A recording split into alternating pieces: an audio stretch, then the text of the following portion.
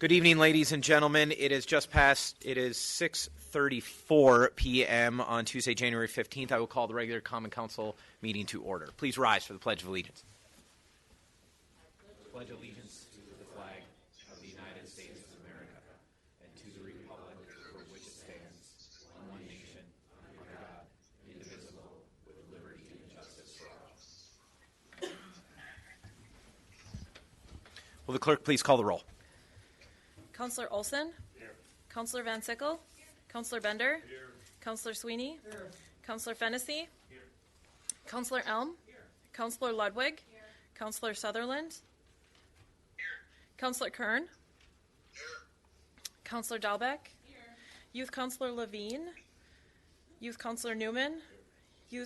Youth Councillor Locke is excused, and Youth Councillor Radke. Here. Recognizing a quorum. Councilors, before we begin the regular meeting, I have a small presentation I would like to make. Would Mr. Larry Polkrevek please approach the podium?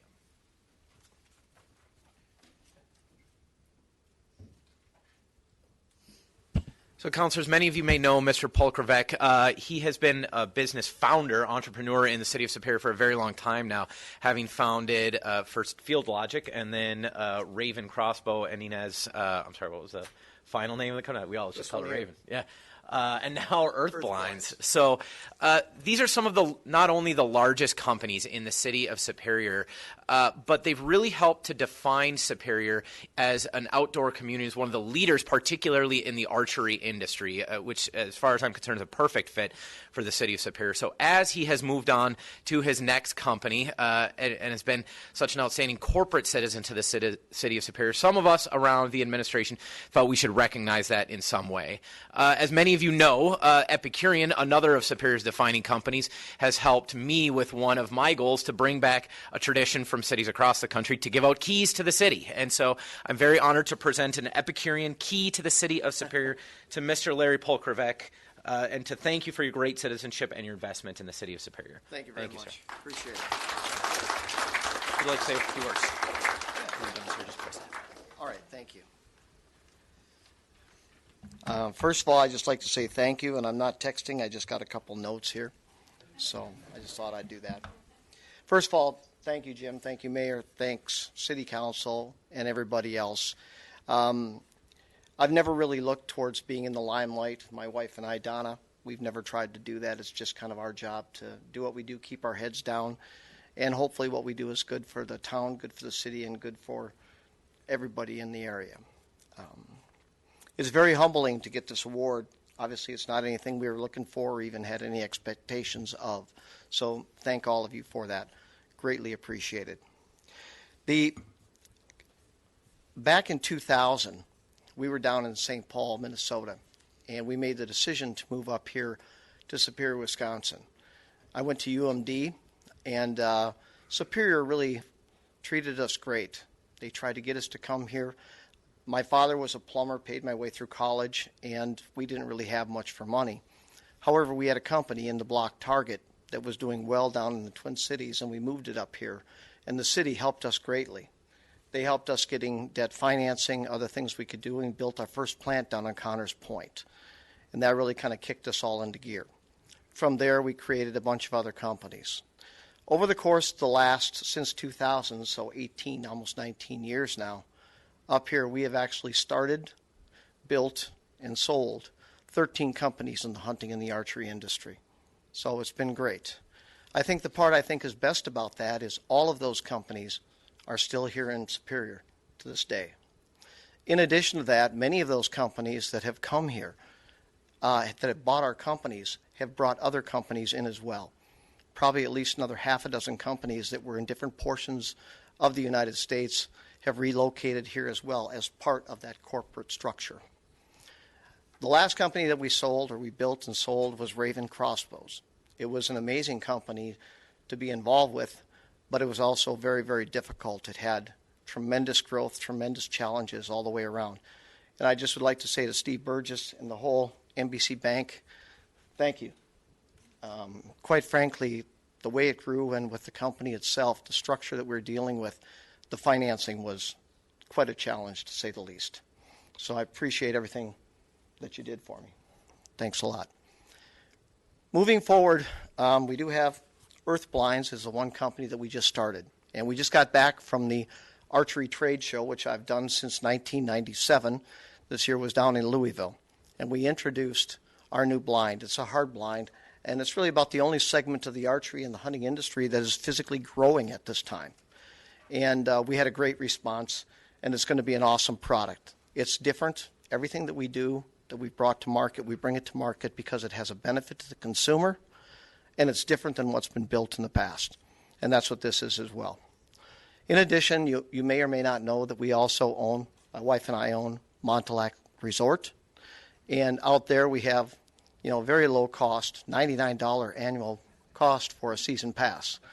And the idea there is to get people to come out there and enjoy it and have fun. Our goal is to leave that long term and to try and keep it here so that the next generation can enjoy the outdoors. Finally, we have Bowfest, which we started 2 years ago. We started that because we've made most of the money that we've made in our career through the archery industry. And by actually starting Bowfest 2 years ago, our goal is to make it the largest archery event in all of North America. Last year we had over 3,000 people participate. This year we'll have 7,000 to 10,000 people, and it should just grow from there. That's kind of my position and where I'm at, but I want to thank everybody again. I truly appreciate this. It's something we really didn't expect, obviously, and we're quite humbled. Thank you.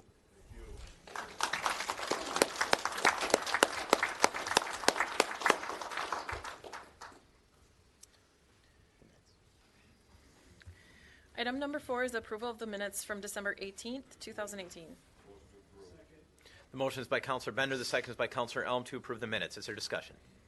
Seeing none, all those in favor, please signify by saying aye. Aye. Those opposed say no. Motion carries. Item number 6 is the consent agenda. Motion is by Counselor Bender. The second by Counselor Fennessy. Is there discussion? Seeing none, all those in favor, please signify by saying aye. Aye. Those opposed say no. Motion carries. Item 7.1 is the Human Resource Committee from December 18th. The motion is by Counselor Ludwig, the second by Counselor Olson. Is there discussion? Seeing none, all those in favor, please signify by saying aye. Aye. Those opposed say no. Motion carries. Item 7.2 is the Plan Commission from December 19th. Motion is by Counselor Dahlbeck. The second is by Counselor Bender. Is there discussion? Counselor Fennessy. I just have I guess I wasn't at the Plan Commission meeting. I read through it, but Jason, can you just give us the 30-second version of, I guess, what exactly we're changing and what that means? Certainly, Counselor Fennessy. Thank you, Counselors Mayor. So over the last, since kind of the summer, we have been looking at kind of the realistic and how much the parking ordinance plays a part in development in the 2000s and 2010s. And currently, we looked at essentially development across the city and how much parking plays a part. And if you look at our downtown areas and some of the storefronts that are being filled, a lot of them don't have parking, and essentially some of our categories are outdated. So we took it a little step further and decided to kind of look at eliminating parking from a commercial and an industrial standpoint. Reason one being the market really kind of dictates what kind of parking commercial and industrial folks need. For example, we have a hotel. The hotel, I'll use Hampton Inn for example, was probably required a certain number of parking spots. They exceeded that number of parking spots that they were required. Another recent example is we have Subway, which is going to be moving into the old, I believe it's the old Freedom gas station on Catlin Avenue, or the old Cenex. Exceeds the parking spaces probably by 5 or 6. They're going to have like 25. So the market is really dictating a lot, and we really don't have, in my opinion, a reason to have commercial and industrial type of requirements anymore. Move on to the residential. I think that's more important. I think we need to continue to employ a residential standard, just because if we're building multifamily, take for instance, we've had a couple of multifamily facilities go up here recently.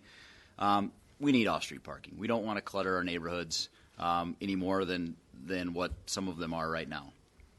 So that's kind of the justification, Councilor Fennessy. We really, we did talk about this, as you know, at the Plan Commission meetings, probably at three meetings, and this was a recommendation. So that's where we're at. All right, thanks, Jason. I think we're truly heading in the right direction. I really like the idea of anytime the city can get out of the way and let the businesses do what the businesses do best. I think that's always a good thing. I think this is a step in that right direction.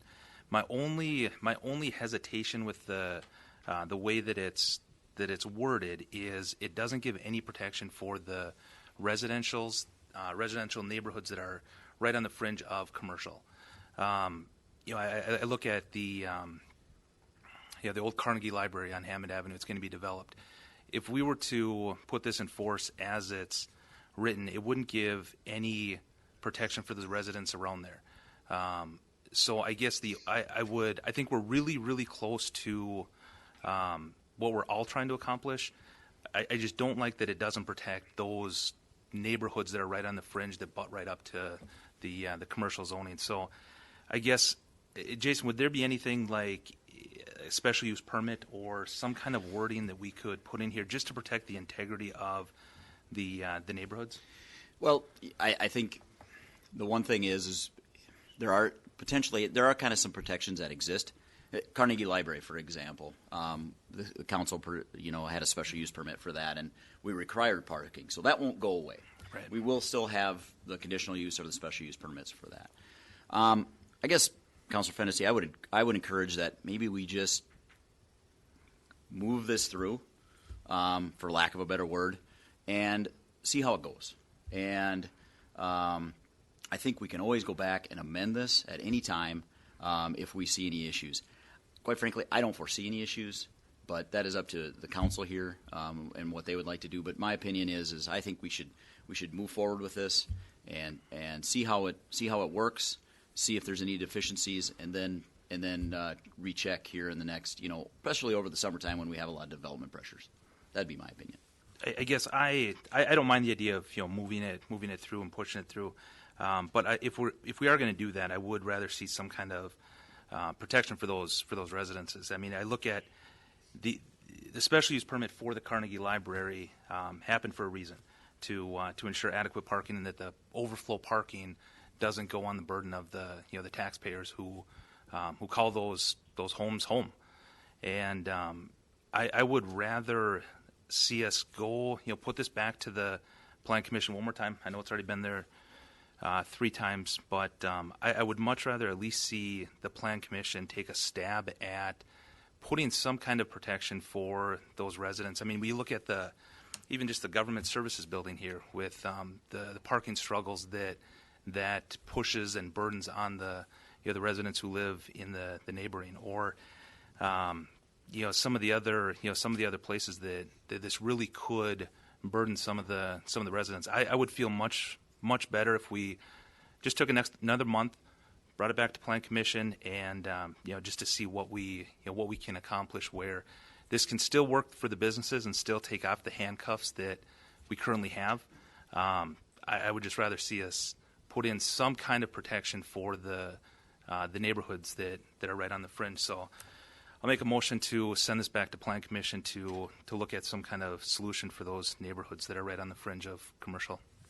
I'll second that. There's a motion by Councilor Fennessy and a second by Councilor Sutherland to refer to the Plan Commission. Is there discussion on the motion to refer? Mayor. Councilor Sutherland.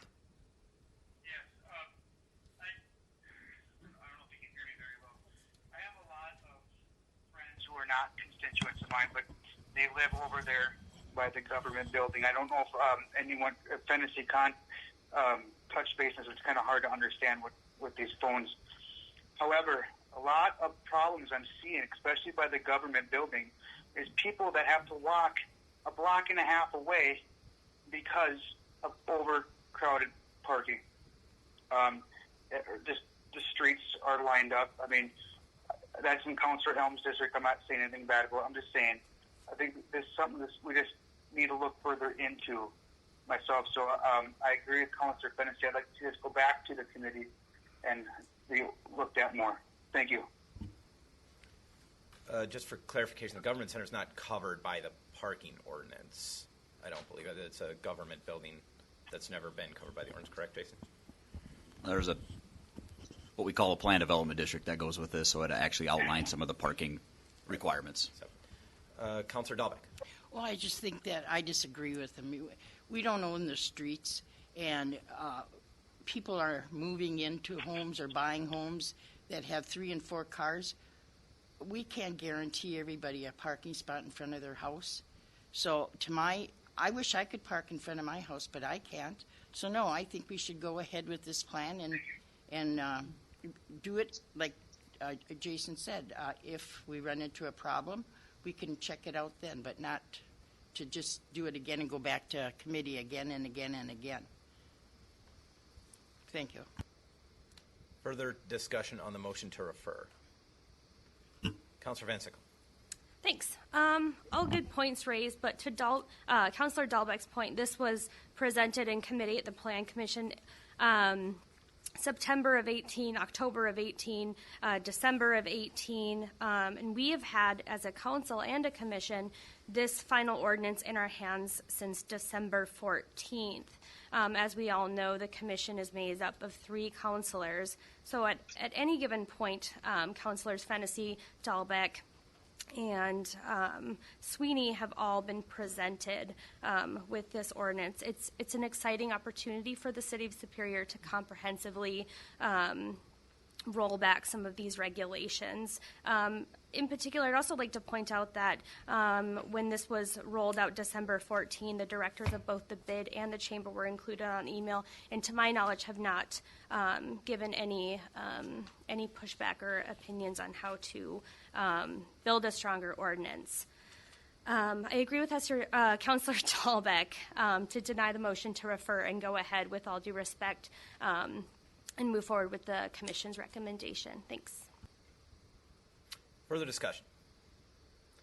Councilors, I don't know if this is much of a procedural point, but I would point out that when the Plan Commission voted on this, it was passed unanimously. So, and I feel that we discussed residential parking in depth over the months that we discussed. It's one of the reasons we set that discussion aside, because as a commission, we intended to continue the discussion about residential parking, particularly because of its complexity. I think there is a recognition by the members of the commission that we have to have some requirements around key residential areas. But where Councilor Fennessy mentions areas where residential meets commercial, that was largely the point of this, that there are a number of areas within the city that combine commercial and residential. And that was largely what this is meant to address, to help facilitate the growth of business, particularly commercial business, so that those residents can benefit and that we're not stopping the development of business in places that wouldn't be able to fit off-street parking.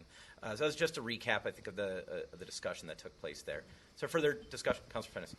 Yeah, just to clarify, I'm very much in support of this ordinance. As I would just rather have the Plan Commission take another look and see, because you look at some of the other cities, Minneapolis and St. Paul, that don't have this kind of freeness, and there's a lot of friction between some of the businesses that are right on the fringe with the residential areas, and I would like to have something in place to protect that and to eliminate that friction from happening for the people who call the place home. Further discussion. Councilor Olson. My computer's a little messed up here. Where's this recommendation coming from? Plan Commission. Pardon me? Plan Commission, sir. Okay, where did the plan come from? How did this originate? Actually, it was brought up at Plan Commission by a couple of the members, and the mayor and I have been working on it, so we talked about it there. Okay, business members, business community, residential, or we had discussed it, Councilor Olson. The idea, if this is what you're asking, is a pretty common new urbanist kind of strong towns idea. It's what a lot of major, like Councilor Fennessy mentions, a lot of major cities have been removing parking ordinances to facilitate growth and development. And generally the data has shown that it's worked. The communities that pulled it back have seen growth in their downtowns and business districts. What kind of growth? New development. I think one of the in the year in 2017, a number of us went to the League of Wisconsin Municipalities. I remember there was a particular presentation there from a former mayor of Madison, who which city built a stadium identical to a stadium built in Indianapolis. The only key difference being Indianapolis included parking for the stadium, and Madison did not. They now have similar attendance at their stadiums. The gist of it is that parking tends to sort itself out. There can be some friction at times, but the fact is, those of us that field complaints from downtown districts, there's friction already. It's not because there's too much parking. There's some hot spots that create it that solutions other than a citywide parking ordinance can solve. So there was one commissioner that brought up a point about, will there still be problems? How will we address them? Yes, there will, of course, still be problems, but we will just continue to address them the way we do now. Combination of working within the business districts and spot solutions as necessary. So what is the penalty? If you run into a problem, what are we dealing with? We've been trying to get rid of public parking for quite a while. Well, penalty? It's not a penalty, Counselor. It would be you wouldn't be allowed to build. You wouldn't be able to get a building permit if your plans didn't include sufficient parking. This only addresses new business. So then what are we worried about the subway on Belknap, and what are we worried about existing building when you're referencing them? Because it's a change of use. Mayor. So technically it is a new development in the zoning world. Okay? Okay. So because it goes from a gas station to a restaurant. So we look at it as saying, okay, you got to start over. I think if you look at that development as well, they don't have access to the alley just because of some of the new developments that we've had just to keep people from, cutting through the alley. So that's the difference, Dan, on that one. So I'm confused. What would change in a commercial site like the subway with this ordinance change? They would be allowed, with the subway, they would be allowed to determine how many parking spaces they needed for their business. By themselves. But you just said that they got 5 more than what they needed. They did essentially. So essentially, I think when I sat down with the architect, they were, I think, required to put in 15 spaces. I believe by ordinance, I believe they put in 25. City or state? City. Okay. I believe they put in 23 or 25, something of that. And they need so many handicap to go with Exactly. So I don't think, in my opinion, anything is going to change. I believe that commercial businesses will build as many parking spots as they want. We don't have maximums. You could build, if you were building that subway, you could, if you wanted to pay the stormwater fee, you could build 35 if you had the room. I mean, so essentially the market right now, Dan, is kind of changing that. And when Mayor and I were talking about this, and I actually brought it up about the parking ordinance, it's an antique. I mean, it is something that needs to be looked at. So we took it to an extreme. I mean, we're looking at eliminating, and I think I said in my memo, this is a kind of a big change. And quite frankly, looking across the United States, looking at Duluth, they've made some of these changes where they've eliminated parking requirements for downtown. So there are certain things that we've kind of looked at and done some study, and it is kind of a trend, and essentially letting the market do it is an argument for essentially businesses taking care of themselves. Okay. Councilor Sutherland. So I can't really hear anybody else, so maybe you could help me out, Mayor Payne. So just for clarification, let's just take Ico in the park, for example, the old Ico in the park, right? Yes. Let's say a business owner comes in, takes that whole property and turns it into one big restaurant, no parking spots, right? Right. And let's say their capacity is 150 people. Okay, they're going to be parking on the streets, which I know, Councilor, I heard Dalbeck say we don't own the streets. However, something like this, I don't disagree. I think maybe the public could be notified about it. In some areas, some councilors might get some pressure from their constituents. I don't disagree with.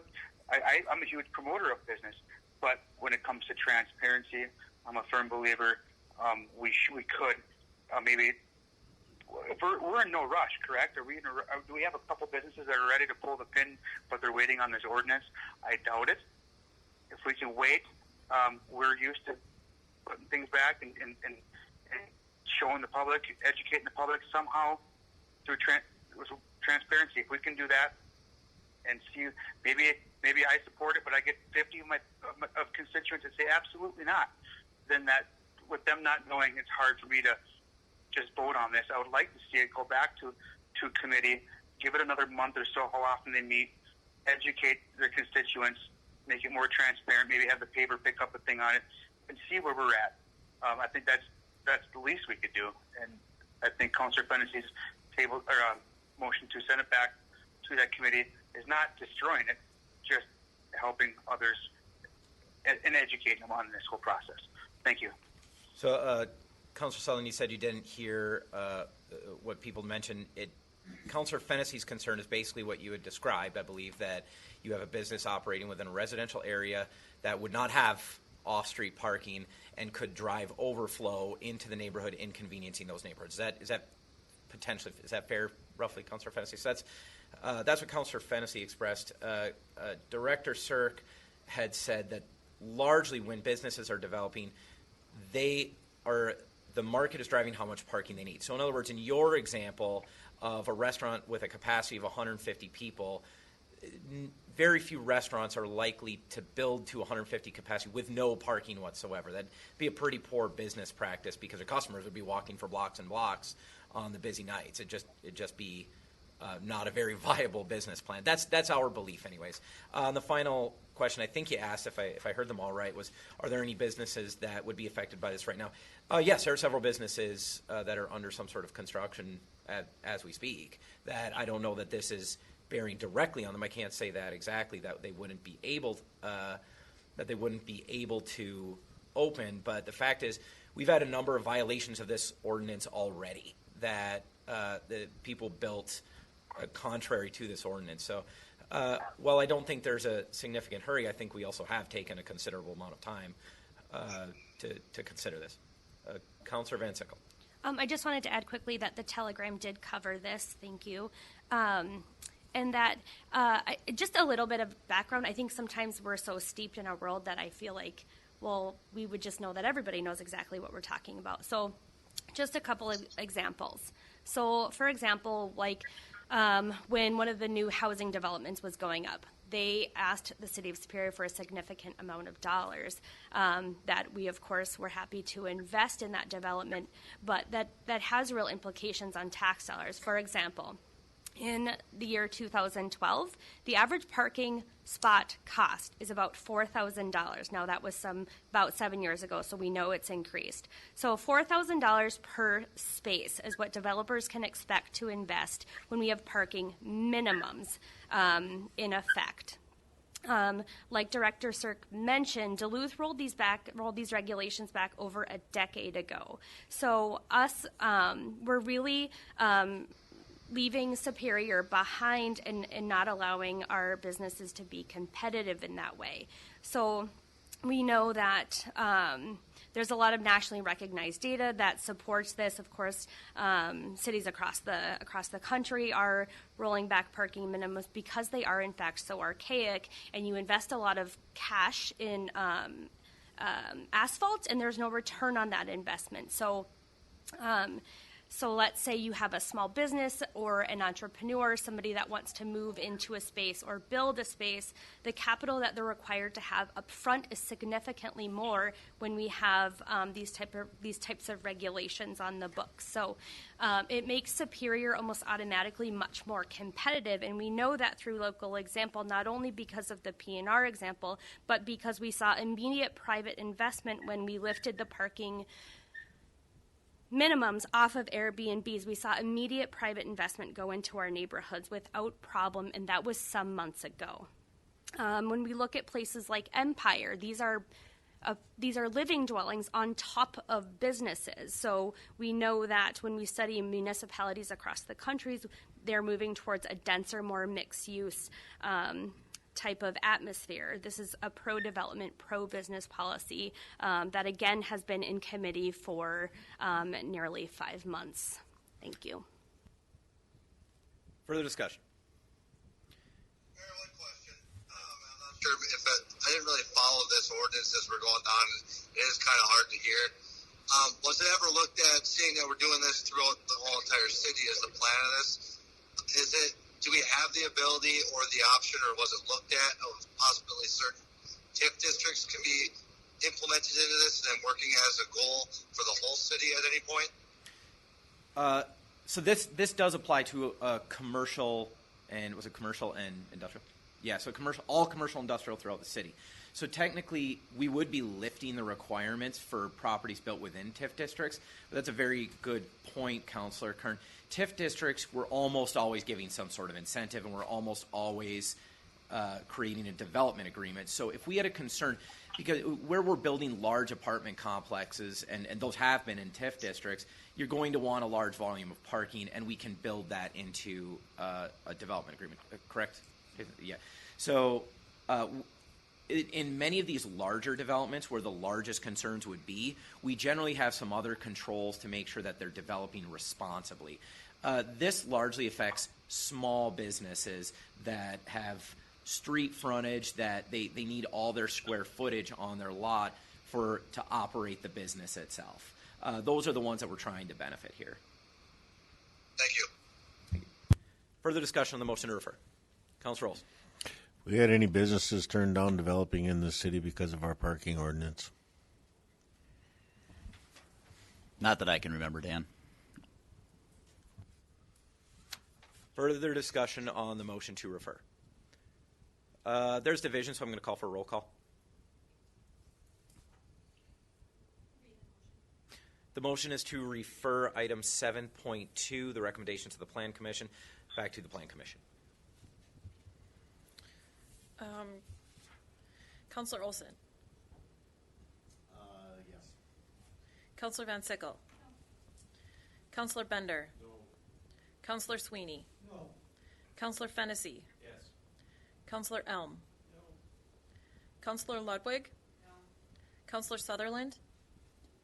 This is a motion to refer it back, correct? That's correct. Yes. Councillor Kern. No. Councillor Dahlbeck. No. Okay, 7-3. The motion fails. The main motion, please. Any further discussion on the main motion? All those in favor of approving the recommendation of the Plan Commission, item 7.2, please signify by saying aye. Aye. Those opposed say no. The motion carries. Item 7.3 is the Public Works Committee from December 19th. Motion is by Councillor Dahlbeck, the second by Councillor Fennessy. Is there discussion? Seeing none, all those in favor, please signify by saying aye. Aye. Those opposed say no. Motion carries.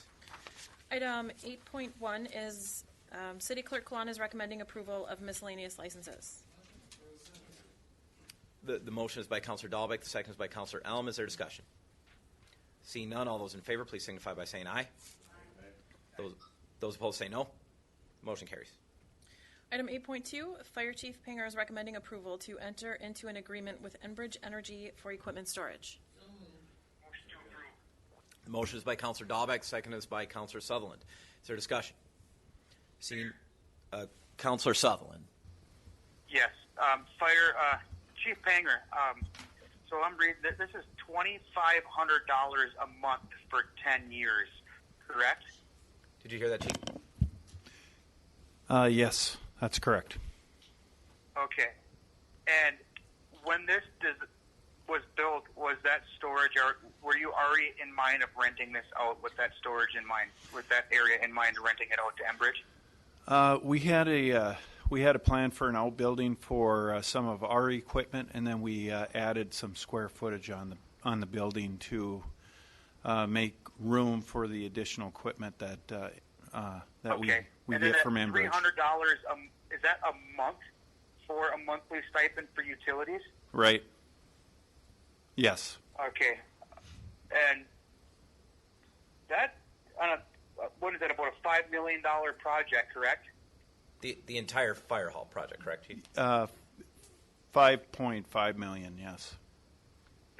This rental right here would pay off about 5 to 6% of that purchase or that build of that fire station.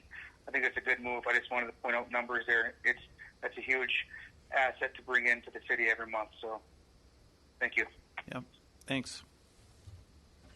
Further discussion on the motion?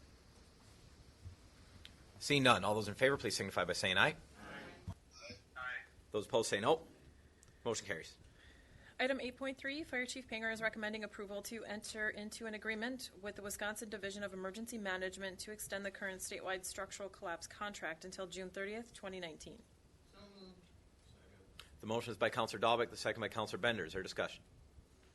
Seeing none, all those in favor, please signify by saying aye. Those opposed say no. Motion carries. Item 9.1, Mayor Payne is reappointing Mike Hood to the Liability Claims Committee for another 3-year term expiring December 2021. The motion is by Councilor Fennessy, the second by Councilor Bender. Is there discussion? Seeing none, all those in favor, please signify by saying aye. Those opposed say no. Motion carries. Thank you.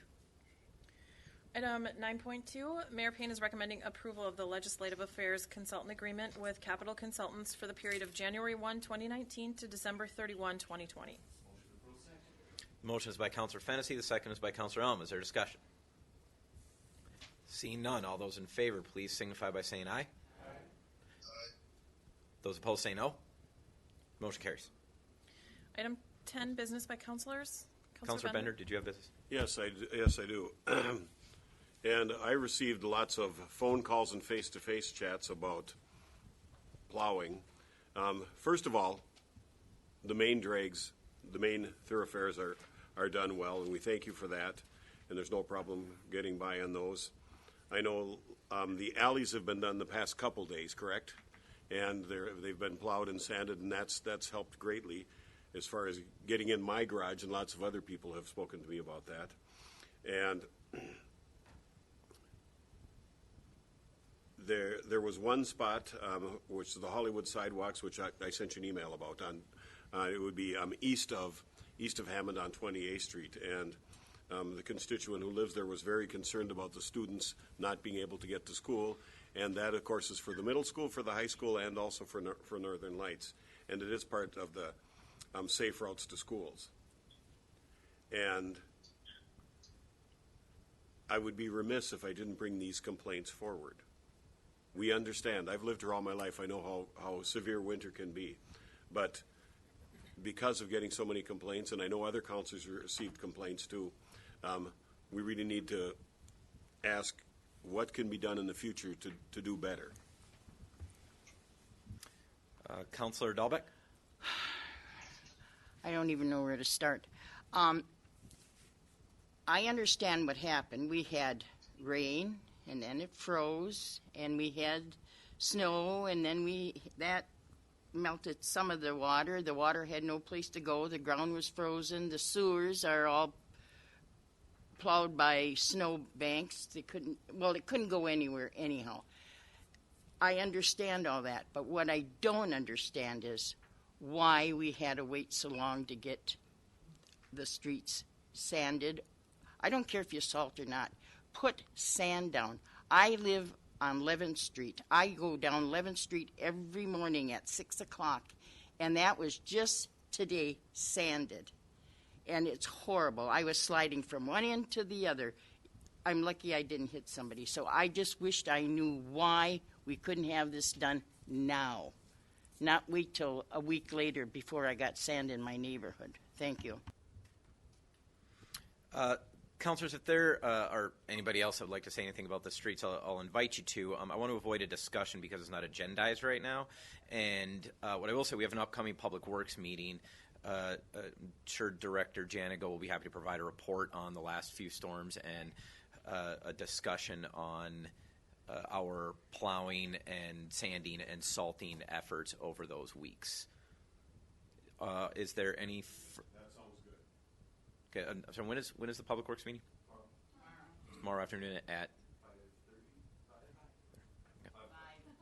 Thank you. Was there any other business by councilors? I see no other business by councilors. Resolutions. Item 11.1 is a resolution introduced by the Public Works Director finalizing the closure of the railroad crossing on Ogden Avenue near North 3rd Street. The motion is by Councilor Dahlbeck. The second is by Councilor Elm. Is there discussion? Seeing none, all those in favor, please signify by saying aye. Aye. Those opposed say no. Motion carries. Item 11.2 is a resolution introduced by the City of Superior, Wisconsin, approving the form of sublease between RPR Enterprises and Chaz A. Burnick. The motion is by Councilor Dahlbeck. The second is by Councilor Bender. Is there discussion? Seeing none, all those in favor, please signify by saying aye. Aye. Those opposed say no. Motion carries. Item 12.1 is an ordinance introduced by the Public Works Committee amending the City Code, Chapter 112, Traffic Code, limited time parking. The motion is by Councilor Bender. The second is by Councilor Elm. Is there discussion? Councilor Fennessy. Is there any way we can just suspend the rules and take 12.1 through 12.10 altogether? They're basically all the same. I'm going to treat that as a motion to suspend the rules and to take all of these items together. Was that a second, Councilor Olson? Okay, the second is by Councilor Olson to suspend the rules and consider all of item number 12 as one item. Is there a motion to approve item number 12, the ordinances? Actually, the item 12.11, I don't know if anyone wants to still discuss it, but that's really 10.1 to 10.12 are all the same thing. 12.11 is different. I don't care if we take them all together or not, but. All right, Councilor, your motion, which was second, was through 12.10? 12.10, yeah. Okay. The items then up for consideration are ordinance proposals 12.1 through 12.10. Is there a motion to approve all of those ordinances? The motion is by Councilor Elm. The second is by Councilor Olson. Is there discussion? Any problem with this? Seeing none, all those in favor, please signify by saying aye. Aye. Those opposed say no. Motion carries. Item 12.11 is an ordinance introduced by the Plan Commission to amend the City Code Chapter 112 Zoning Code, off-street parking and loading. Motion is by Councilor Dahlbeck, second by Councilor Van Sickle. Is there further discussion on the subject? Seeing none, all those in favor, please signify by saying aye. Aye. Those opposed say no. The motion carries. We have one item under business by the public. Councilors, this is not agendized. I have Zane Zimbelman is asked to speak relating to Habitat for Humanity. This is all I know. Sorry. Is there objection to me allowing this? No. Okay. Mr. Zimbelman?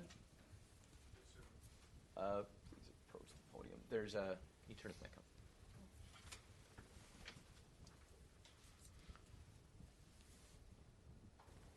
All right. Thank you so much, Mayor Payne. I appreciate I'm sorry, I should just warn you have only 3 minutes allowed. No, that's fine. It won't take long. My name is Zane Zimbelman. I'm the Age and Replace coordinator for Habitat for Humanity. So what my function is making sure that seniors can stay in their own home as long as they want and as safe as possible. And we serve a 4-county area. Only one is in Wisconsin. Now, a lot of the money that we get for the projects that I do are in Minnesota. But I live in Wisconsin. So my contention is I want to make sure that we can bring some money towards these projects into Douglas County. Because I personally have created a way for us to do projects in Wisconsin. I have so far done 2 age in place projects. You probably know our builds projects at 1903 Banks. We're building a house for a family. Probably you folks know about that. Right down the street, 2629 John is my last age in place project. And I'm going to keep going in Douglas, but we need some support. And I don't want just Minnesota to be our support. I want Wisconsin. Okay? And you can count on me to do as much to help out, because our office is right down the street, 2 blocks away, Pilgrim Lutheran Church. And I'm here all the time. So if you want my card, you want to talk with me, I'm here all the time. But I would like to revitalize some neighborhoods. I would like to make sure that the elderly individuals can be safe and age in their houses where they want to be. That's my stick. Thank you. Yes, sir. Councilors, our final item is Councilor Sutherland. I'll reach out to the gentleman that just spoke. I don't have any of your information over the phone, but feel free to let me know how I can help you through email. You got it's all public record or email, and I'd like to work with you. Thank you. Thank you, Councilor. Our final item is a presentation by Mr. Hayes Scriven, the Executive Director of the Richard I. Bong Veterans Historical Center.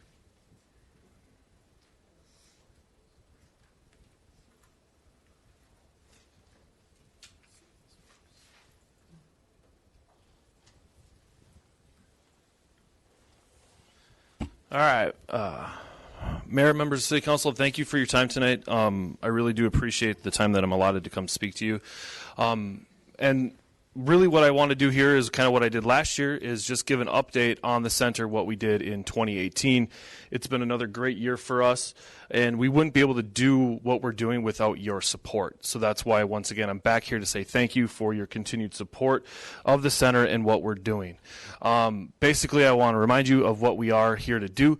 We're here to honor the memory of Major Bong and all veterans in our area and promote their story and their history and tell it to a wider audience. Our focuses for last year were our major exhibit upgrade. We wanted to start that in 2018, and we did. Enhance our programmings, enhance our events, grow some outreach for us, and then also really kick our education programs into high gear. And we did that big time. In early 2018, we opened our first phase of our exhibit gallery redesign, something that hadn't been done in over 15 years at the center. If you walked into the center for the last 15 years, the first thing you'd see in there is, how World War II started. You'd see Nazi information. You'd see, Mussolini waving at you, basically. You don't see that now. When you walk in, the first thing you see is Major Bong. That story before was at the tail end of our tour. By the time people would get through the tour, they'd be tired and, they'd probably pass over it. But now you're seeing where he grew up, his passions, what he wanted to do. We also changed the exhibit. One thing that we found out that we weren't telling was where he was overseas when he was active duty. We didn't tell about his heroics actually when he was on duty. It was kind of one of those things like, geez, that really missed the boat, because we were doing it when we were talking to people, but they forgot about the self-guided tours that people, when they were going through, they weren't getting that information. And the other thing that we did with this is we're telling it from his point of view. There's no interpretation there. That's Major Bong's words there, to his letters to his mom, his debriefs, all of that stuff is from him. And you can see we broke this out by his tours of duty that he did, and then we're also highlighting all of the medals that he won, or where it was awarded when he did this. Something that these medals in particular, all of the ones below the Medal of Honor, weren't on display before. People never saw those before, and those are the actual medals that he was awarded. The other thing that we did, and this was another simple addition to our basic tour, is we're allowing people to get underneath the plane and get up close to it. We're a military museum that has a plane in it, and they couldn't get close to it. Most military museums that have vehicles in it, you can walk right up in the dang thing, sit in it, and do what you want. This way, we're getting people closer to it. We're giving them a different perspective of what it was like to be around it. And this has been received so well. And this is just part of our general tour. We're opening up new experiences that we have there. Our events, we kicked them into high gear again this year. We did our Camp Bong with our students. We did our Stuffy Boot Camp. I think I presented right before I did this last year. This crazy idea where I had to invite kids in with their favorite stuffed animals and leave them at the center so the stuffed animals could go through boot camp type activities. Think I'm crazy. It worked. We had 30 kids come in, hang out with us. Then the next day, they brought their entire family. We had over 110 people go through the museum the next day just because of that event, because they wanted to come and hang out. And we're doing it again, and it's not just limited to kids Guys, if you got your favorite stuffy, you can bring it in. We also hosted 2 former presidents. We hosted Teddy Roosevelt and Franklin Roosevelt at the center. We invited living history reenactors to come to the center on the 4th of July and talk about their experiences and their connections to the Northland. It was an amazing event. And I was told, you're crazy for hosting this event on 4th of July. You're not going to have anybody show up. 1,000 people showed up. We also hosted our auction in November, where we connected with many community partners and raised a lot of needed funds for the center. We also opened our exhibit with the Commemorative Air Force. They got kicked out of the airport in Duluth, came to us. We worked with them on developing an exhibit to tell their story for the next year. Had over 200 people show up at the exhibit opening. Just an amazing thing. It's a great partnership for us because we're able to tell a different side of the story with their collection in the building. We also hosted many other public events with the Chamber and a few others. It was just a really great year for us, public event-wise. We only had one event get rained out, which was our vehicle show, but we still had 400 people show up to it in the pouring rain, in the cold. It was just amazing. Our outreach, this was big for us. We hosted 2 new outreach events this year. We had a Memorial Day weekend barbecue, free barbecue for the community to come hang out, go to bouncy houses, have a free burger and a drink and hang out. 1,000 plates were served that day. Absolutely amazing. The weather really helped, and we had some really good bounce houses there. It was a really fun time at the center. Blew us away. The other thing that we did, though, this year, and this was kind of a different outreach for us because we're realizing that we can do more for veterans in our community socially. We all know veterans deal with a lot of disability or PTSD type issues. We hosted a Boundary Waters trip for veterans in the area to take them up over the 4th of July.